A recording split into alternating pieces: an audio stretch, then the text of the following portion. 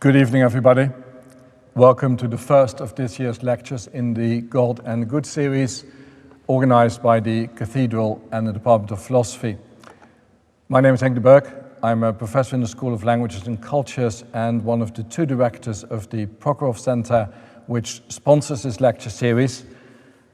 I'll say a few words, but don't worry, it will be just a few words. Our speaker today is the Oxford theologian Alister Mcgrath.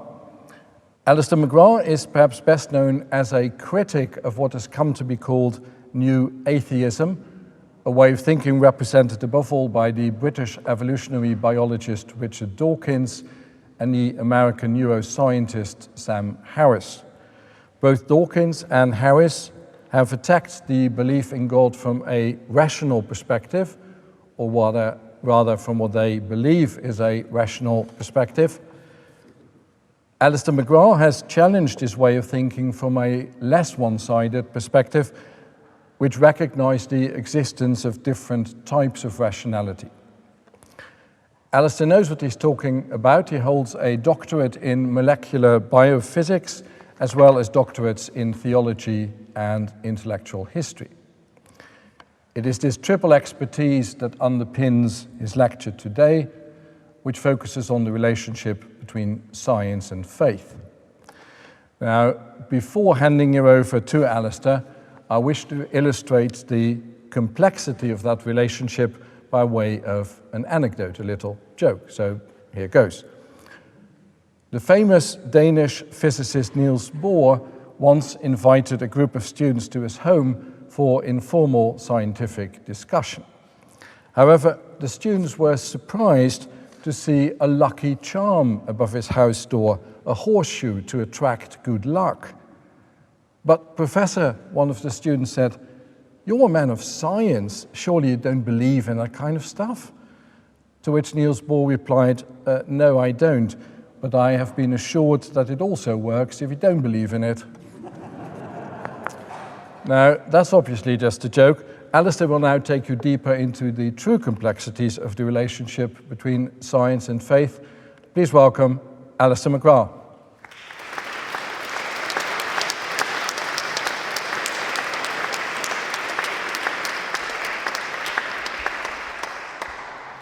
Well, ladies and gentlemen, let me begin by saying what a great pleasure and privilege it is to be here at Sheffield tonight. And what I'm going to do in this lecture is to talk about this relationship between science and faith. And what I'm going to do is open up Albert Einstein's views on this. I'm going to explain to you what he thought. I'm going to try and help you understand the basic ideas that lie behind this. And then I'm going to ask where this takes us. In other words, what our options might be in the light of what Einstein is saying. And my role tonight, in many ways, is to explain options, to try and open up the vision we find in Einstein, and to invite you to think about what you might do with this. And obviously, I'll be telling you what I think, but I am not imposing my views on you. I'm simply saying, here are some really interesting ideas, which I hope you will find interesting and stimulating in thinking yourselves through these really important issues. So let's begin by looking at a very interesting issue. This is a newspaper headline from the London Times of November 1919. In other words, almost exactly 100 years ago. And this headline is all about the experimental confirmation of Einstein's theory of relativity. And so in many ways, what I'm doing in this lecture is saying this is a very good time, 100 years after this event, to reflect on what Einstein is saying and just begin to explore with you what its wider significance might be. So I'm going to begin by setting context, by just telling you a little bit myself, and then moving on immediately to talk about science and faith, and then to focus on Einstein, who I think you'll agree is probably one of the world's best-known scientists. In my own case, I've always loved science, and when I was a teenager, it was really the most exciting thing in my life. But I also thought that science entailed atheism. In other words, that if you loved science, you had to be antagonistic to religion. And in fact, sort of when I look back at myself as I was at the age of 16, I very often get quite nostalgic, partly because when I read Richard Dawkins, I see myself as I was at 16, thinking that science was all about atheism. But when I went up to Oxford to really study chemistry in detail and also focus on quantum theory, I began to realize that the situation was much more complex. And actually there were lots of intellectually persuasive ways of holding science and religious faith together and actually allowing them to engage with each other. And we could say, I think, that there are probably three broad approaches to science and faith. One is that of Richard Dawkins, to say, look, science and religion necessarily and perpetually are at war with each other. And that's interesting, and certainly at times there are conflicts between them, but historians will tell you this is simply not the case, that this idea was really invented in the United States in 1870. And the fact that it's repeated endlessly is more due to the media not really reading recent literature, rather than this idea having any real basis. Others might say, well, look, science and religion are very important, but there's science, there's faith, let's keep them apart, let's put them in their own silos, and let's keep them there. They can talk, yes, but they are very, very different. My own view, which is the third, is to say, look, let's agree that science is science, and we mustn't mess around with that. And religion's religion, we mustn't mess around with that. But they can still talk to each other. They can still share insights. They can still, in effect, give us a richer and deeper vision of our lives by, in effect, interacting with each other, giving us stereoscopic vision. And I think that's a very important analogy. So without any further ado, let's go back to that newspaper headline. Here it is again, and we're looking at Einstein on general relativity. So there's a problem with this, let's not worry about it too much. Einstein's very important paper, the Foundations of the General Theory of Relativity, really made three predictions. And this is one of the reasons why it's seen as being so important scientifically. Einstein said, here is my way of understanding the relationship of space and time. And if it's right, three things follow. And all of these can be experimentally verified. One of them was actually something that was already known. That is the rather curious behavior of the planet Mercury, which is called the advancing perihelion of Mercury. Don't you know what it is? What you do need to know is it puzzled people. And it wasn't really obvious there was a good answer. Basically, Einstein said that this was something that was observed. Some people said, well, maybe it's explained by an unknown planet affecting Mercury's orbit. But no, Einstein said, no, it's all to do with the sun, in effect affecting, warping space-time, which means that Mercury gets caught up in this. In other words, this was an existing observation, something already known, but which couldn't be explained, and Einstein's theory, if right, would be able to explain it.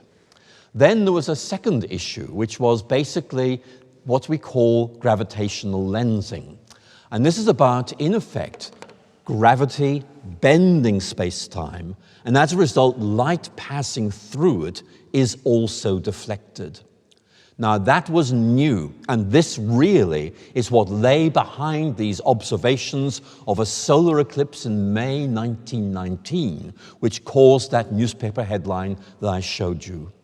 There was also a third observation, which basically was very important, and that was the prediction of what's called cosmological redshift, and that really became important later. But in 1919, it was the second prediction which was so important for many people. And basically, this was seen as sensational. Basically, it caused a revolution in the world of science. And Einstein became an iconic figure. In fact, back in London, there is a story told, which I've checked out, and it seems to be true, that Oxford Street came to a halt. Why? Because someone pasted copies of Einstein's paper on relativity on the windows of Selfridges, a department store, and people were gathering to read this, and the result was no traffic could get through. So it's all very exciting, and it just reminds us that Einstein was more than a hairstyle. You know, he really was enormously significant for other reasons as well. So back to this newspaper headline, there it is. all about something radical having taken place. Those of you who are Americans, here is the headline in the New York Times, cut off by the screen. It says, in effect, lights all askew in the heavens. Men of science more or less agog at the results of eclipse observations. And then, interestingly, stars not where they seem to be, but you can't quite see it. But the final line is, nobody need worry about this. So that's a very reassuring note, I think you can agree. So this is very exciting, but the question I want to explore with you is this. Why is Einstein so important? And that seems to me to be a really important question. What is it that he says that is so significant? In other words, what I want to do is to try and explain to you something of what Einstein said, and then begin to go deeper and say, if he's right, where does this take us? And of course, Einstein's had huge cultural impact. He's described as a genius, a word originally used to describe Isaac Newton, particularly his demonstration of the principle of gravity. But he's also the author of the world's best-known scientific equation, E equals mc squared. And I've seen that on T-shirts. So that shows, I think, it's had a big cultural impact. But there's something else about Einstein that I want to explore with you. And this may be something you haven't come across in your reading of Einstein, and it's this. It's Einstein's basic idea that you had to hold together the multiple aspects of life. Yes, we remember Einstein as a wonderful science, and many of you here tonight will be studying science and will just know how good he is. But Einstein was also very concerned about politics, about ethics, the human quest for good, and religion. He used the word religion in his own way, but we can learn from that. And what Einstein says is we have to find a way of holding our science, our ethics, our politics, and our religion together in a unified, coherent whole. And in many ways, that's the point I'm going to be making mainly in this lecture. And that's why it belongs so properly in this course of lectures on God and the good. It's all about making sure that all of these things are held together. And Einstein, in his writings, regularly uses a German word, the Einheitlichkeit. So the unity of all things, the holding together of things, not allowing them to fall apart. And that's an idea that I think is really interesting, and I'm going to explore it with you in this lecture. So I'm going to begin by talking about a very important idea which you find in Einstein. I want to emphasize that Einstein is a very good scientist and is full of praise for what science is.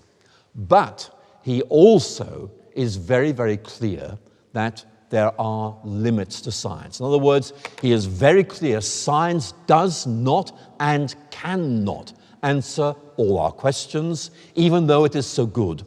And one of the questions is, how do we begin to engage the questions that science proves unable to answer?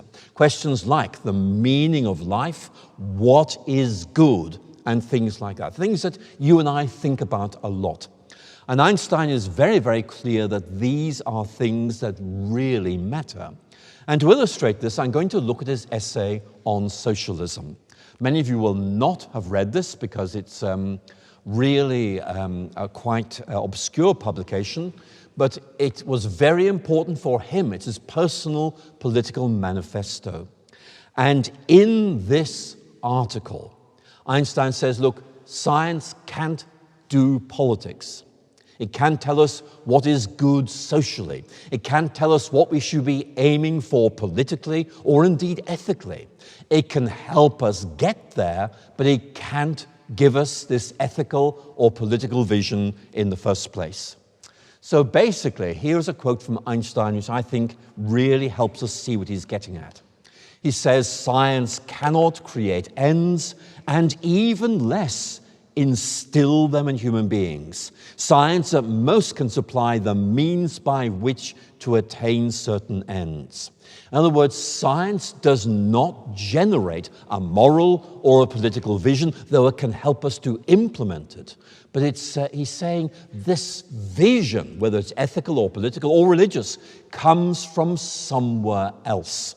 And for Einstein, that question of where it comes from is really interesting.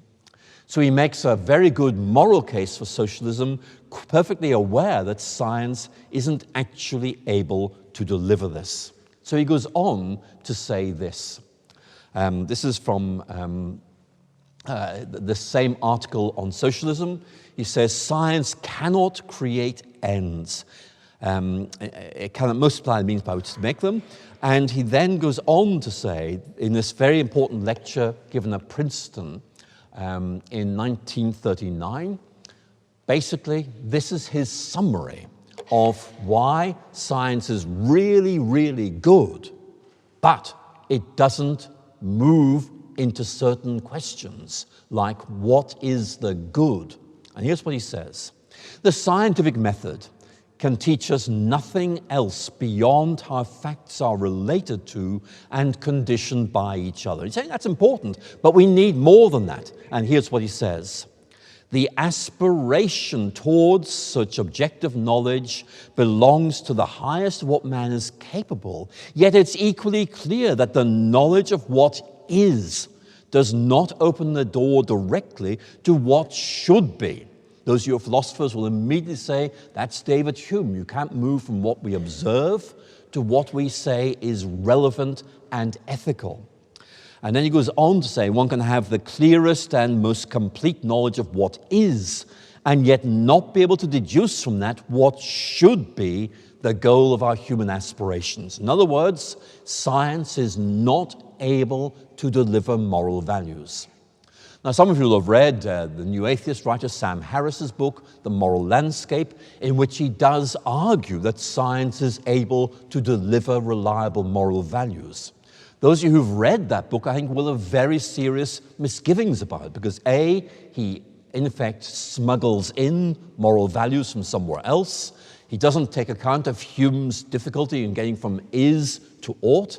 And also, of course, I mean, there's a fundamental inconsistency in the method that he uses, which leads him simply to a form of utilitarianism. So there are some real concerns there. Einstein is saying science cannot give us moral values, but we need moral values, and so those come from somewhere else. Now, many writers, Sam Harris is a good example, so as Richard Dawkins would say, well, look, science and faith are methodologically incompatible. In other words, science and religion use different methods, and that means because they use different methods, if you're a scientist, you can only use that method and therefore have to exclude everything else. I want to suggest to you that's simply not right. Here's a case study that will help you think this through. Can you, like Einstein, be a scientist and be a socialist? You could substitute any political category you like there. The issue is not the character of the politics, but the politics itself. And Einstein's point is, well, yes, science gets its ideas from there, politics from there, but there is nothing to stop a good scientist drawing on other approaches to generate their moral, their political values. That's just the way life is. We use different research tools for different methods. This research tool for investigating our universe, this research tool for generating moral values, this research tool for thinking about the meaning of life. And we can hold all of these things together. They are not inconsistent with each other. And in many ways, I think that is the key point that we need to bear in mind when thinking about Einstein. So I'm moving on now to look at Einstein basically talking about why we need more than science is able to deliver. He argues that the natural sciences just cannot give us the fundamental beliefs which are essential for our conduct and our judgments, really ethical or political beliefs. And he argues, look at this quote, "Objective knowledge provides us with powerful instruments for the achievement of certain ends, but the ultimate goal itself," in other words, the thing that motivates us, the thing we're aiming for, and the longing to reach it, must come from another source. So basically, Einstein is saying that we have politics, we have ethics, and we have religion, and they all need to be held together. And in Einstein, as a single individual human being, we see someone who is a wonderful scientist, who's very politically committed, who's very ethically committed, who thinks religion is really important, and saying, I can hold these together. And by doing so, I have a richer vision of the universe and my own place within it, and can live meaningfully within that universe. So it is a very important idea. And Einstein is very, very clear religion is integral to his vision of reality. We'll explore in a minute what he means by that word religion. But look at this quote, which I'm sure many of you will know. He writes, "Science without religion is lame.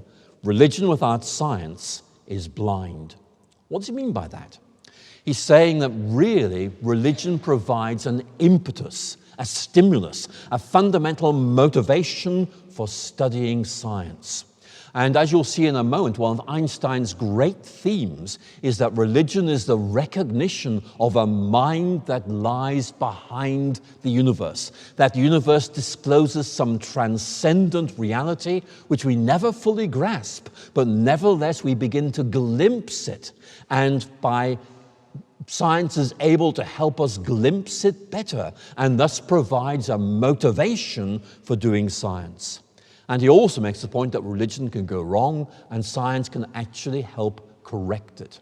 So he's saying these two can be held together, they can talk to each other, they can enrich each other. And in many ways, that's what Einstein is all about. So I'm going to talk to you briefly now about what Einstein means by religion. And as I explain to you what he means, I think many of you will say, well, that's what Einstein means by religion. I'm not quite sure how I relate that to what I mean by religion. I want to say I fully respect that. We're going to look at Einstein, and then we're going to see where this might take us. So let's begin with this idea that you find particularly in the writings of Richard Dawkins, which is that actually Einstein was an atheist. And certainly this is what we find in Richard Dawkins' book, The God Delusion. He argues, as in 2006, that Einstein was a closet atheist who was, Dawkins quotes, repeatedly indignant at the suggestion he was a theist. There is nowhere in Einstein's writings where he says that. There is nowhere in the secondary literature about Einstein that would agree with that. I do not know where Dawkins gets this idea from. It's simply not right. Einstein just does not say that, and Dawkins clearly has misread some secondary source about Einstein. Here's what Einstein does say. In a letter of August the 7th, 1941, Einstein expressed his indignation, yes, indignation, at the repeated suggestion he was an atheist, okay? Or being quoted by certain kinds of atheist writers as if he shared their views. And he wrote that he was particularly annoyed by those he termed fanatical atheists with, I quote, a grudge against traditional religion. Now, I have to say, as I read that phrase, I naturally thought of Richard Dawkins, but maybe that's an overinterpretation of what Einstein was saying. But we do need, before we go any further, to ask, what does Einstein actually mean by that word religion? So let's begin to look at that. I'm going to tease out the three main elements, and again, as I do this, you'll say, well, is that religion? And that's a good thought. But I'm going to tell you what Einstein says, and then think, how might we begin to develop this further? So here's the first point. There's Einstein on religion, and the first point I'm going to make is that Einstein did not believe in a personal God. In other words, his view of God is God, but it's a very impersonal vision of God. And to many of us, that does seem a little strange. Look at this quote. I believe in Spinoza's God. This is the 17th century Dutch philosopher who Einstein admired greatly, partly because Einstein was a Jew and Spinoza was a Jew. And he says, a God who concerns himself, a God who reveals himself in the orderly harmony of what exists, not a God who concerns himself with his with the fates and actions of human beings. And it's interesting. I mean, as I read Einstein, I wonder if he's perhaps oversensitive to the idea of a personal God. But certainly for Einstein, God is the abstract, impersonal force that lies behind the universe, but a force that can be described as a mind. It's rational. So actually, in some way, it is personal. So there is an issue there that we might need to explore further. And he picks up on this theme at a number of points. For example, he talks about his belief in this God of Spinoza, and that's quite important. Some people, particularly Richard Dawkins, I have to say, seem to misread Einstein's disbelief in a personal God as disbelief in God. No. Einstein is saying he believes in God, but his understanding of God is impersonal. Let's move on then to the second major point about Einstein. And this is, I think, really important. This is the idea that religion is a response to a transcendent reality. In other words, there is something beyond us. And we recognize this perhaps dimly, perhaps imperfectly, but there's clearly something out there beyond us, something very wonderful, something that's reflected in the order of the universe. And Einstein is saying that science is one response to trying to get a better grasp of this mind that lies behind the universe.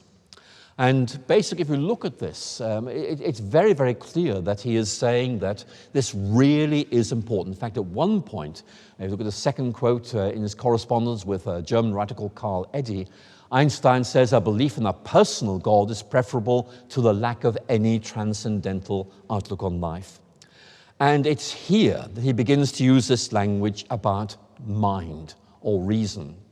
He says his idea of religion is a firm belief in a superior mind which reveals itself in the world of experience. And Einstein's point is this is not kind of some subjective response on our part, which we've invented. It's a response on our part to something that really is there beyond us. We feel the need to acknowledge this and respond to it and try to represent it as best we can.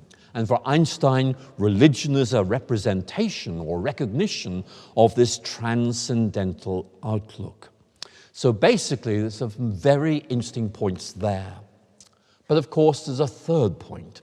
And again, this will puzzle, I think, us, because it doesn't really chime in with what most of us think about the nature of religion. And it's this, that for Einstein, religion just doesn't lead to any kind of worship or anything like that, to any kind of devotional practices. And here is Einstein saying, here's what I think is so good about Judaism. And if you look at, what Einstein's saying as a Jew about Judaism, you'll see there are 3 points. The pursuit of knowledge for its own sake, an almost fanatical love of justice, and the desire for personal independence. I would say none of those are really what you and I would describe as religious. And interestingly, as many of you will know, Einstein never attended worship. And interestingly, as many of you will know, when Einstein died, he simply asked for his ashes to be scattered on the Delaware River. There was no religious ceremony. So you can see this is a strange idea of religion, but it's Einstein's. So I want to suggest that we need to take it very seriously. And my own view, which I'm offering to you, not imposing on you, is that actually it seems to me that what Einstein is really doing is almost talking about a philosophy of religion rather than what you and I would describe as religion as such. But nevertheless, he's clearly saying that this sense that there is this transcendent reality beyond us is very important. It motivates the scientific quest, and it is enormously significant to us individually because it gives a sense of who we are and inspires an ethical and a political vision. But as I've said, this is a concept of religion that I think many of us probably would find slightly strange. So what I'm going to do now is say, well, how might we kind of way move ahead on this and make connections between what Einstein understands and what we might understand? And so I'm going to draw here on a very interesting book published by Sir Arthur Eddington in 1928, The Nature of the Physical World. Why am I singling this book out? Because Arthur Eddington was a British scientist who confirmed by his observations of the May 1919 solar eclipse that Einstein was right. And actually, Eddington is really important. I want you to try and just imagine the world in 1919. World War I has just ended. England versus Germany. Huge destruction. Einstein, a German. Eddington, an Englishman. And for many people, Eddington's espousement and advocation of Einstein seemed to be, in effect, saying, look, science can rebuild its international vision even after this destructive conflict. An English scientist, a German scientist coming together to give us this deep and rich vision of reality.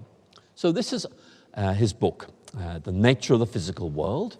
And what he says in this book is really interesting, that there is a mismatch between the objectivity of physics and our deep, subjective, and existential longings as human beings.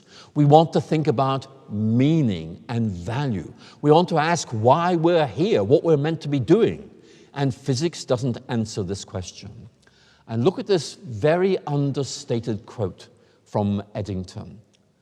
He's talking about Minkowski's view of the world as space-time, which is linked with Einstein, as many of you will know. But notice the criticism he makes. Something must be added to the geometrical conceptions comprised in Minkowski's world before it becomes a complete picture of the world as we know it. There's something missing.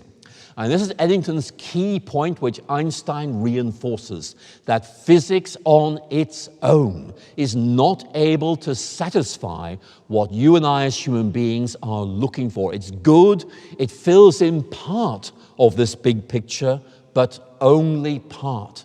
And questions of value, questions of meaning and identity aren't really covered by this, but they are important to us. And Einstein and Eddington are both saying we need these and therefore we need to get them from another source. So how do we do this? So I've talked a lot about Einstein. Let me now talk about a philosopher of science who begins to move our thinking on. And this is a very well-known philosopher, Karl Popper.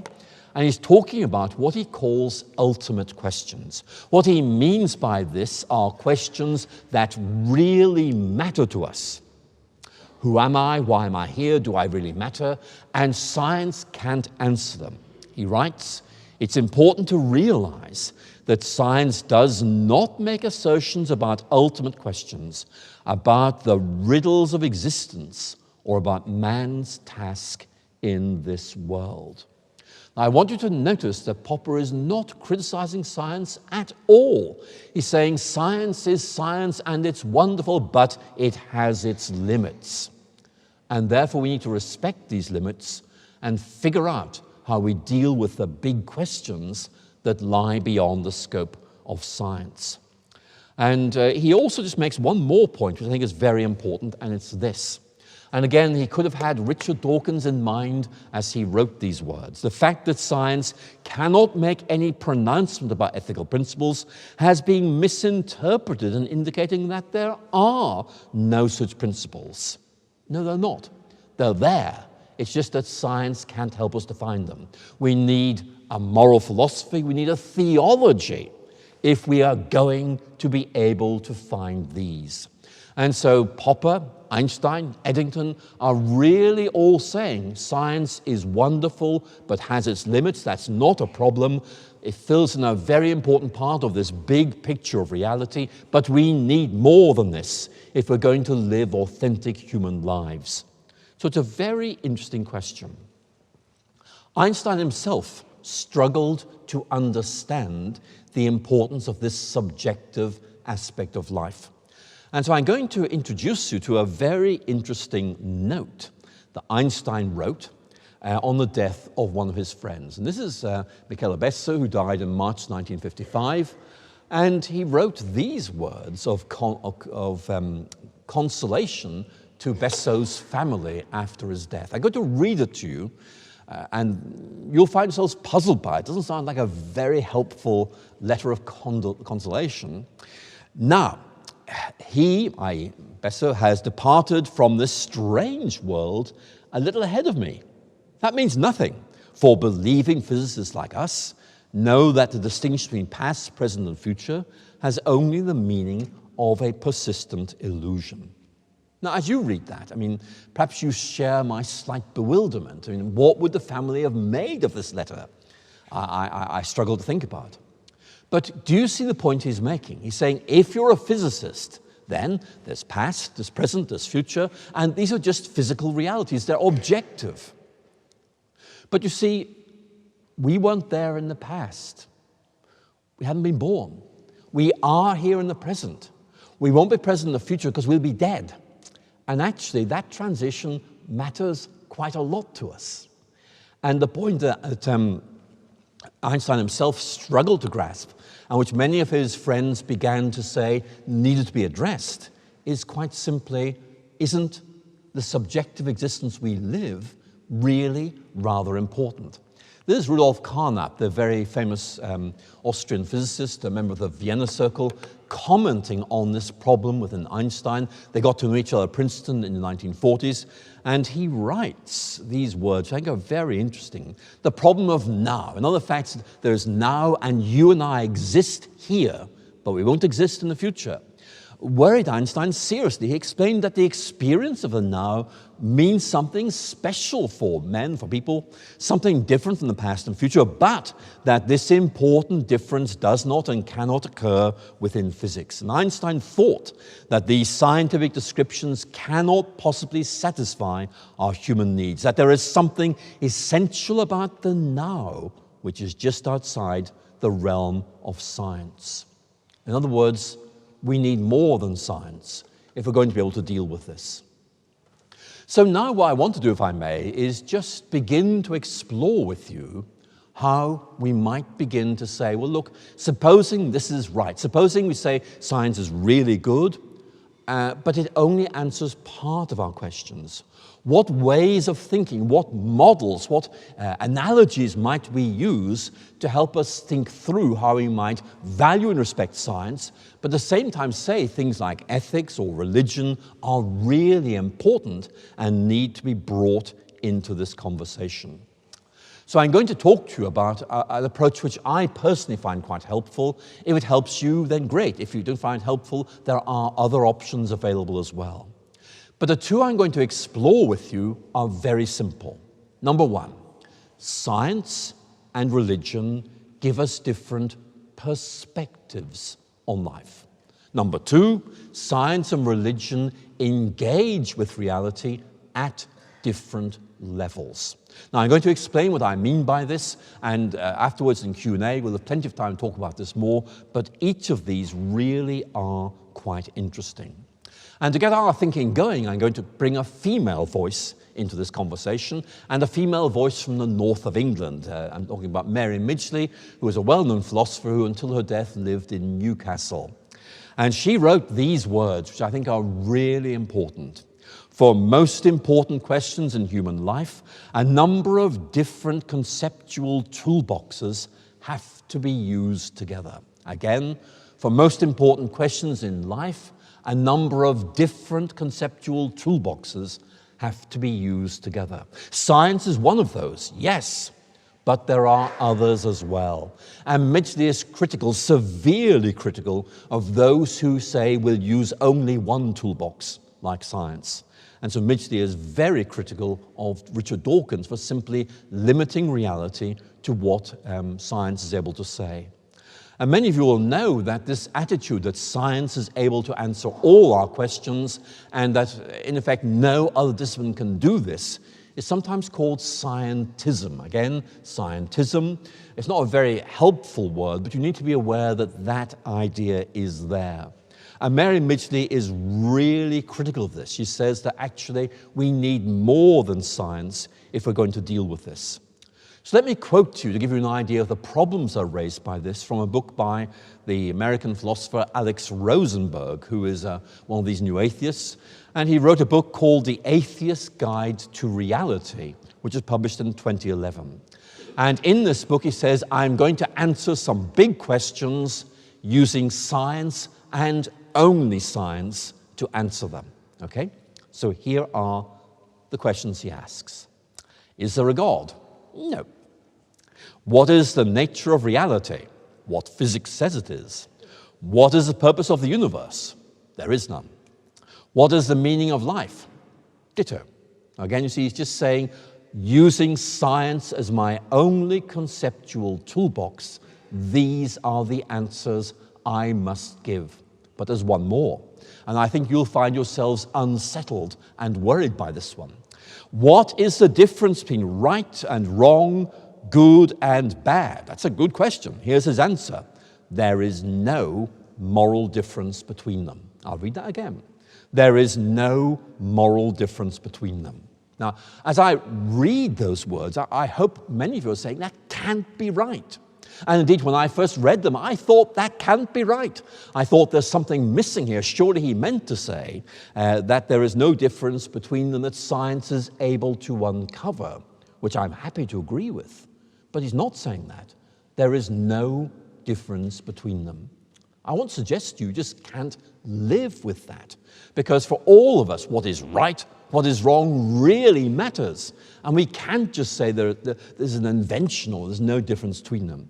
So this, I think, illustrates the importance of Mary Midgley's point. Interestingly, Alex Rosenberg concedes there are some problems with his approach. One of them is that actually his approach, in effect, is viciously circular, his approach. In other words, it presupposes its own validity in reaching its conclusions, which is quite worrying. But what I want to suggest to you is we can talk about this idea of different perspectives. And this, I think, is very important. I'm asking you to imagine something complex. Maybe this cathedral, or you might think of a mountain or a building or something. And when you see it from one angle, it looks like this, but as you walk around it, it's different from that angle.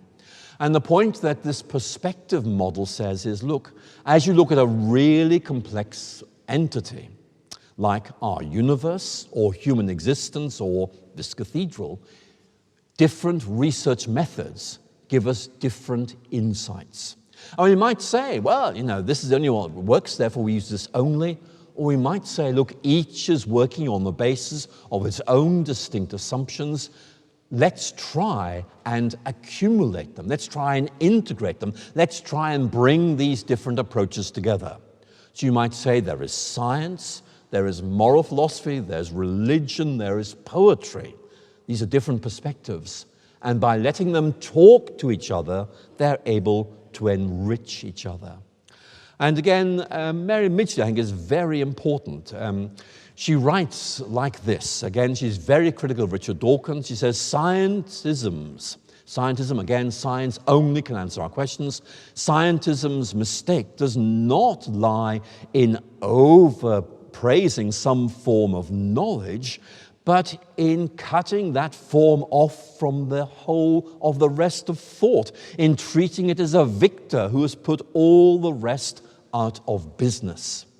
And in many ways what I'm saying to you is we need to bring together the science and the humanities, or more accurately, science and ethics and politics and religion, and hold them together. Now, the way in which you do this may not be the way in which I do this, but Einstein and Midge are setting before us a vision, inviting us to think how we might do that.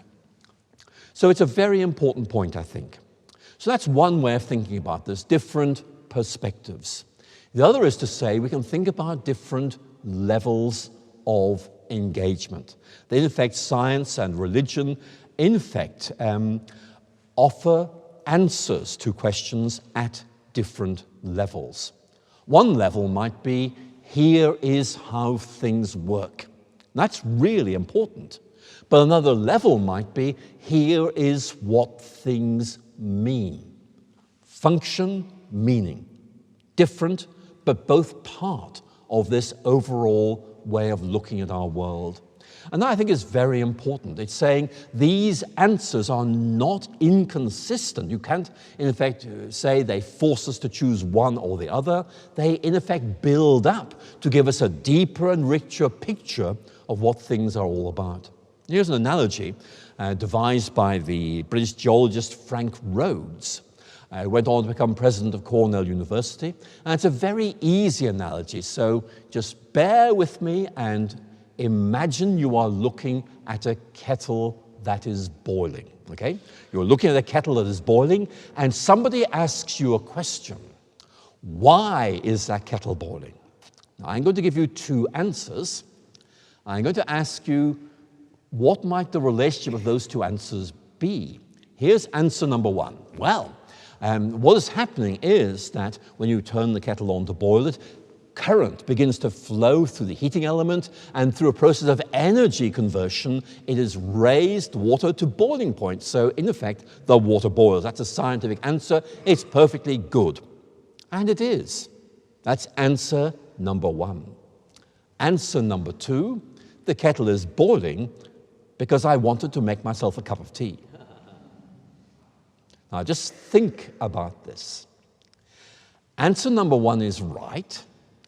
Does the fact answer number one is right mean answer number two has to be wrong? No, no. Answer number two is right. Does that mean because it's right, answer number one has to be wrong? No. What you do is you put these two answers together and they give you a deeper and richer picture of why the kettle is boiling. And that really is the kind of approach that we need to be able to do this. Richard Dawkins thinks a scientific answer trumps everything. That's it. In other words, kettles boil because electricity passes through them. Well, that's right, but it's only part of the answer, it's only part of the picture, and we need more than that. So really I'm going to wrap up now and say that in effect what Einstein is saying to us, and I think this is very, very important, and it gives us plenty of room for us all to go home and think about how we might hold this together for ourselves, is that we need to in effect say science, ethics, politics, religion, all important. We need to find a way of bringing them together and holding them together. And that I think is a really important thing to do. And basically, it's all about not just understanding how things work, how we work, those are important, but also what our universe means, and particularly what we mean. Now, I'm going to quote to you from Jeanette Winterson's personal memoirs, which has a wonderful title, Why Be Happy When You Could Be Normal? I mean, I wish I'd thought of a title like that, I have to admit. But anyway, listen to this. This is very interesting. She writes, we cannot simply eat, sleep, hunt, and reproduce. We are meaning-seeking creatures. And just saying, unless we find that meaning, we are dissatisfied, we are not properly human. And I think that's a very good point to end with. But I ought to end, I think, with Einstein, who writes, science can only ascertain what is, not what should be, and outside of the domain of value judgments, all kinds of judgments remain. But I must give the last word to a woman, so I go back to Mary Midgley, and that quote I gave you. For most important questions in human life, A number of different conceptual toolboxes always have to be used together. We already have those toolboxes. And in many ways, this lecture is simply saying, in thinking about things like God and the good, we need to use those and find ways of bringing them together. I know how I do it. I think Einstein knew how he did it, but actually, neither he nor I matter very much here. It's really what you think, how you would leave this place and say, I think I can see how to hold together all of these.